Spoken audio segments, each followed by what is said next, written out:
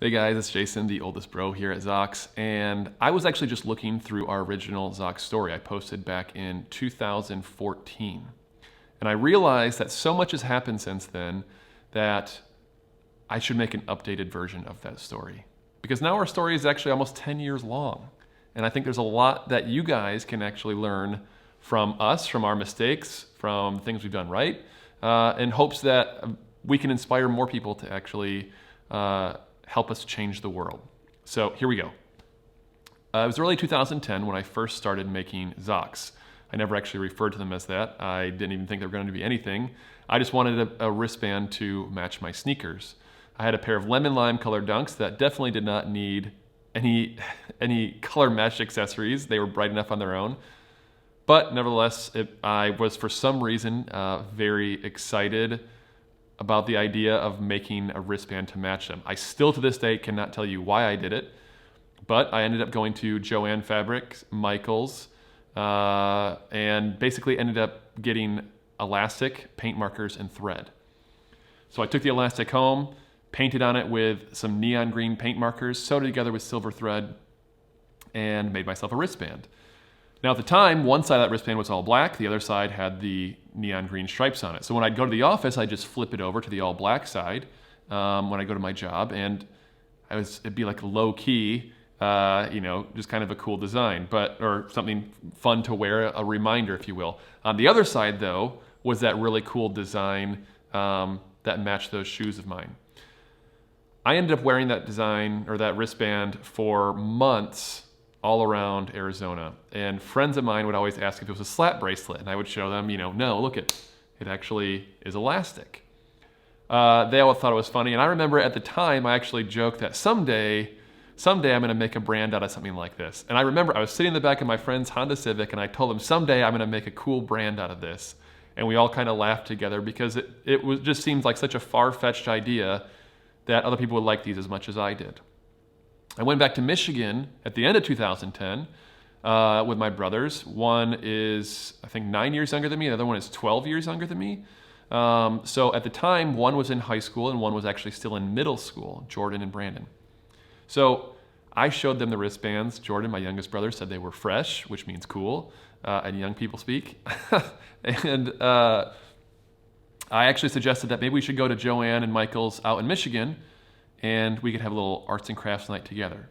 So that's what we did. We went and got our own elastic, our own paint markers and thread, took it home, and we laid it out on our kitchen table, and we sat there and we just drew a bunch of geometric designs. So I remember I did one that was orange circles. I think my brother did one that was blue triangles on it. And we just had fun. We were just making all these things. We laid them in the middle and waited for them to dry, and then my mom would actually take them and sew them together. And the next day, my brothers wore them to school. Again, it was just something fun that we made for ourselves, but kids would come up to them and ask them where they got them from. So they came back and were so excited and said, this might actually be something. Kids want to buy these. We should make more of them. And the funniest part to me about this entire situation is that my first idea was actually, we should hire a ton of kids and actually have them all sit down and we can all paint on elastic wristbands together. My mom can sew them together. This is a great company. But I think it's kind of those things that you realize ideas are just that until they're actually executed on, right? They're just an idea. And it wasn't until we actually realized, hey, there actually might be something here, that we got excited about it and really started figuring out how we could actually make this. It's funny because when we first started making wristbands, we had to source our own elastic. We had to figure out how to actually print on them. One of the most difficult things about printing on an elastic wristband is that you actually need heat to do it. But heat actually ends up becoming a bit of a difficult side of making these as well, because you can't do a non-repeating design like what this is, right? So this design, you couldn't cut it anywhere and have the designs to look the same. It's a completely unique design that's made for the exact size of which it is. So we had to make our own elastic. We had to figure out how to actually print it. We had to make our own tags, sew them together. And then the first ones we actually made, they were called F&F. There's a really funny picture my friend Adam took of us sitting at a desk in my bedroom in Arizona, because that's where we started Zox. And it's both of my brothers and I sitting here in front of this huge pile of wristbands. And it was funny because at that moment I remember thinking about, what are we going to do with these? So we would actually take them, drive around Arizona, and anybody we would meet would actually give them one. It was called F&F, for friends and family. The idea being that if you had this wristband, then somehow you knew us. And even if I gave them to my friends to give to other people, it was like this really cool, almost social experiment that it let us kind of see the reach that you could have, right? What was really fun about that is we gave away those first 1,000 of them, and then it came down to actually needing to sell one. And I remember feeling so nervous about this because at this point we had only given away stuff for free. Everybody loves it when it's free. I would love to give it all away for free, but at the end of the day, it wasn't feasible to grow something that way. And so we created our first wristband for sale, which was actually called Double Dutch. And the idea behind it was a tiger stripe wristband. The idea behind it was that we were actually going to package it with 2 wristbands in the package. But we wanted to actually make sure people knew that it didn't come with 2 and that this was a special occasion. So what we did is we actually made our very first collector cards, this little one that said 1 to wear, 1 to share. And we sold them. We never told anybody they were coming with 2. But we sold them. That first night online, when we launched Zox, we sold $100 worth. And I still remember to this day feeling so overwhelmed that people would spend their own hard-earned money on something that we had come up with, that we had created from scratch, that we had put every single ounce of effort we could possibly muster into creating. People actually thought it was good enough that they were willing to spend money on it. And I think that, more than anything else, is something that I've remembered for Zox through everything that we do. We could never make something that is good enough. Let me take a step back. I look at a financial transaction as something that's actually incredibly intimate, because what's happening is we spend time at our jobs, time we'll never get back, for our paycheck. And that paycheck is then used to buy things that we want or need, right? So when somebody spends part of their paycheck on something that we created, what I realized was that ultimately they were trading a piece of their life that they'll never get back for something that I made. So obviously that becomes quite a huge burden that you have on your shoulders, right? Because now you're making things that people are trading a piece of their life for. And when you put it in perspective like that, that's heavy. And I've never forgotten that. From that very first night, it was one of those things that I realized that we have a duty to people here to produce the absolute best things we possibly can that really follow along with our core values. When we first sat down after my brother said that kids loved him, I said, okay, if that's the case, then what is our brand going to be about? What do we actually care about? We came up with 4 pillars. Collectability, which is we wanted to make it rare and collectible and fun to actually find different ones. So a big part of it was that we were never going to make one more than once. And we would number the inside of every single one so you knew they were rare and that you could track what number yours was. Later, that actually led to the collector's cards having numbers on them. They ended up being something that it was like this really cool package that you could put together that was, you knew that you were one of X amount of people in the entire world that had that piece of artwork. Collaboration, that was another big pillar for us. We wanted to work with artists. We wanted to share artists' art with the world. If you're an independent artist right now, you know one of the most difficult things there can possibly be for you to reach your goal of sharing your art with other people is exposure. It's so hard for artists to actually get exposure around the world. And that was something that our canvas in itself was a very unique shape. So it made for something really fun for artists to actually play with and make their own. So collaboration was another big part of it for us. The experience was a huge part. We realized that we wanted to sell online only so we could sell direct to people versus selling through a bunch of stores. Why do we want to do that? Well, we wanted to make sure the experience from start to finish was awesome. From the very first packages we sent out, where I used to print this blue and red little outline on a label and I would hand write them all in there, to today, I can tell you, we're actually making a robot that will fulfill orders for us. Like, looking at the experience from start to finish, why do we do the things that we do? For fulfillment today, we realize that automation is actually taking over a lot of things, but we wanted to look at it from a standpoint of how do we actually let people who are doing a job they don't like right now, which is actually packing orders, how do we put them in a job that they actually love? Well, we take away the job that they don't like and give them opportunities somewhere else. So rather than firing anybody, rather than letting automation actually take away from jobs, we actually let it create better jobs for people. The automation in itself, our robot, is an experience in itself as well. When you place an order on Zox in the near future, you'll be able to watch it being packed in real time.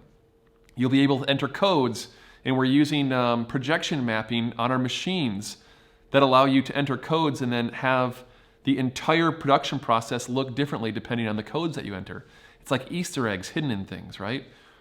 The packaging, everything that we create was based off of a phenomenal experience. I can never make something that warrants somebody trading a piece of their life. I don't feel, it feels weird even saying that, right? But I feel a conviction that I have to make the absolute best thing I possibly can. I have to continually push it forward, continually make the experience better and better, because that's what people deserve. They deserve to be delighted. And that's really that huge pillar for us of experience and why that was important. And last but definitely not least was impact. Now, impact started as us raising money. One of the very first impact campaigns we did was raising money for some kids, some children of parents who were actually teachers at our old high school who had some severely debilitating diseases. And we wanted to actually raise money for them. And that was the very beginning of impact, was this idea that what if we were able to use our voice, even though back then it was a very small, tiny voice, we still wanted to use it for good, to bring attention to causes that mattered. Today, Zox are collected in 155 countries around the world, which gives us a lot larger voice. The benefit of that, more than anything else, is that it actually lets us bring causes to people's attention at a much faster rate. It lets us raise money incredibly fast. Just recently we had the Australia fires. We raised $50,000 in, I think it was 3 days, for victims of the fires in Australia, and that we were able to immediately disperse. Like, we have this opportunity to do good in so many different ways. Over in 2019, we partnered with Thirst Project. We're still doing it now. Thirst Project is a phenomenal organization that produces wells, mostly in Swaziland, South Africa, for people who don't have access to clean drinking water. So every single order that we get from Zox, we started donating a portion of the proceeds to actually building wells. Last year alone, through the Zox community, we donated over $200,000 to new wells. This year we'll probably surpass that, as well as a lot of other important things that we're actually raising money for too. So we have this ability here to bring people together for causes that they might not realize how awesome it actually will feel until they participate in it and actually get that reward of knowing that they actually helped somebody who couldn't do anything for them, right? That's one of my favorite pictures I've seen of different quotes and stuff that you see posted up in windows, stuff like that. Character is how you treat those who can do nothing for you. I think that's what Zox, if I looked at all the pillars all together, that's what it amounts to. That's what we look at as a brand, as an entirety of what our message has been over this past 10 years. What started off as honestly just making fun wristbands to match shoes has changed into such a massive movement. And the reason for that is we're trying to change the world through kind words. When we started 2020, we looked back and we're like, what's our goal? What is something that's bigger than us that we can make happen with a massive team of people all around the world? We can change it. We can literally change the world. We can incite change through something as simple as kind words. Kind little reminders that with the reversible wristband is awesome because you can keep them to yourself if you want to, or you can wear them outside, right? But the idea is that these little icebreakers are fun little pieces of art that you can wear. They're like a greeting card, right? That you can give to somebody that they're not just going to throw away. It's like a gift that every day that they wear it as a reminder, wow, I remember when so-and-so gave this to me. I remember, what they told me when they gave it to me. This message inside it has helped me get through so much. The amount of people we've had send us letters, emails, texts, whatever, like the amount of people we've had reach out and share their story and how Zox has impacted their life and the life of people that they've given them to will honestly bring the biggest man to tears. And I think that that's something that I never really expected. I'm going to get a little emotional here. That's something I never really expected when we started doing this with my brothers. I never expected it to be something that was that meaningful to that many people. And so as I share this story with you of what Zox has changed into and what Zox has become over the past 10 years, kind of this reflection of where we started and where we are right now, every single thing we focus on goes back to one thing, and that is changing the world. Everything. It's changing the world through kindness. It's changing the world through actually caring about how we produce things. This year, we're converting every single wristband we make will actually be made out of recycled water bottles. Our packaging is made out of recycled material. Our new packaging that we're making is made out of cork, which is a renewable resource, which doesn't cut down trees. Everything we're doing is focused on actually changing the world. It's so interesting because we're a tiny company. We're not this huge conglomerate of all these people. Like, it's this tiny little company. But I honestly believe that one person can change the world if they can actually speak life into other people. If they can actually share a vision that requires other people and convince them that it's worth it. And I think that's what we've done with Zox. If I look over everything that we've done, more than anything else, it's making an impact through kind words. That's the Zox story over the past 10 years. I'm thankful for every single person who's been a part of our community, who's helped us incite this change.